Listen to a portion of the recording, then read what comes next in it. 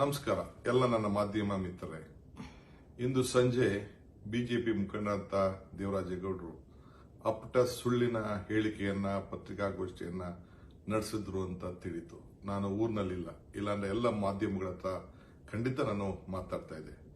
ಇವ್ರು ಏನು ಮಾತಾಡಿದ್ದಾರೆ, ಏನು ಆರೋಪ ಮಾಡಿದ್ದಾರೆ ಎಲ್ಲ ಸುಳ್ಳಿನ ಕಂತೆ.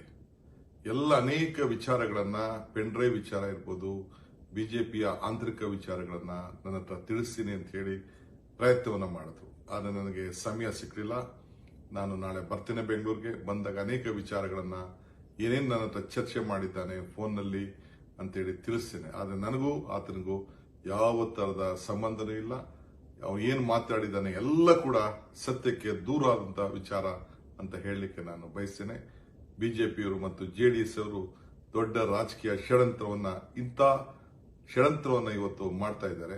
ಏನ್ ಬೇಕಾದ್ರೂ ಮಾಡ್ಕೊಳ್ಳಿ, ನಿಮ್ಗೆಲ್ಲ ಅರಿವಿದೆ.